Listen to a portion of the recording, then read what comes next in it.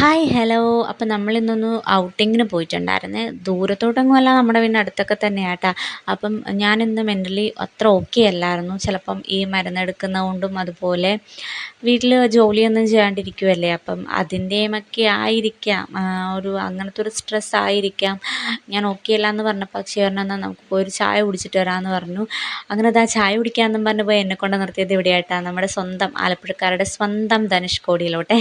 അതായത് നമ്മുടെ ചെത്തി ബീച്ച് കേട്ടോ. ചെത്തി ഹാർബറിൻ്റെ പണി നടക്കുവാണല്ലോ, അപ്പം അവിടെയാണ് ഞങ്ങൾ അവസാനം എത്തിയത്. അപ്പം ഞാൻ റീൽസിലൊക്കെ ഇത് കാണാറുണ്ടായിരുന്നു. ആ സമയത്ത് ഞാൻ സേവ് ചെയ്ത് വെച്ചിട്ടുണ്ടായിരുന്നു, എപ്പോഴെങ്കിലും എനിക്ക് പോകാൻ പറ്റുന്നൊരു സമയത്ത് പോകണം എന്നുള്ളൊരാഗ്രഹത്തിൽ.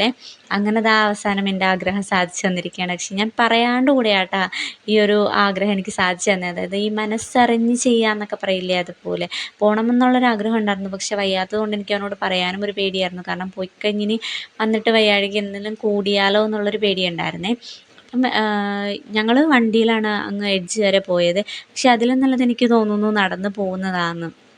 കാരണം നടന്നു പോകുമ്പം ഒരു പൊതി കപ്പലണ്ടിയോ അല്ലെങ്കിൽ ഒരു ഐസ്ക്രീമോ ഒക്കെ കുറിച്ച് കടൽക്കാറ്റൊക്കെ കൊണ്ട് സൊറയൊക്കെ പറഞ്ഞ് കടൽ തിരമാലയൊക്കെ എണ്ണി കുറച്ച് നേരം റെസ്റ്റൊക്കെ എടുത്ത് അങ്ങനെ പോവാട്ടോ. നമ്മളങ്ങനെ ദാ അതിൻ്റെ എഡ്ജിലെത്തിയിട്ടുണ്ട്. അപ്പോൾ ദാ വണ്ടിയൊക്കെ പാർക്ക് ചെയ്തിട്ട് കുറച്ച് വീഡിയോസ് എടുക്കുന്ന സമയത്താണ് ഈ ഒരു സാധനം നമ്മൾ കണ്ണിൽ കാണുന്നത്. ആദ്യം ഞാനോർത്തു പിള്ളേരെന്തോ കല്ലോ എന്തോ വെച്ച് എറിയുന്നതാണെന്നാണ്. പക്ഷേ അല്ലായിരുന്നു കേട്ടോ, കല്ല് വെച്ച് എറിയുന്നൊന്നും അല്ലായിരുന്നേ.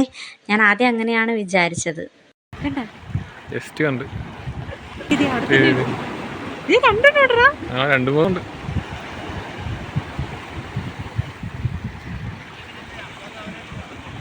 അണ്ണന്മാര് മീൻ പിടിക്കാൻ ഇറങ്ങിയാന്ന് തോന്നണം. ഇത്തിരി കൂടി ഹൈറ്റിൽ പോകുമായിരുന്നെങ്കിലല്ലേ. ചാടി മറിയാനുള്ള ഇതില്ലെന്ന് തോന്നന്മാർക്ക്. സാധ്യതയില്ലേ ഇതേ അവിടെ.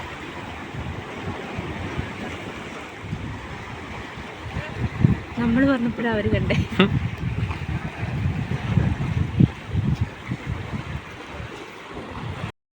വേറൊന്നുമല്ല കേട്ടോ, ഡോൾഫിനുകളായിരുന്നു. ഞാൻ ഫസ്റ്റ് ടൈമാണ് ഡോൾഫിനെ നേരിട്ട് കാണുന്നത്. അത് വേറൊരു കാര്യം.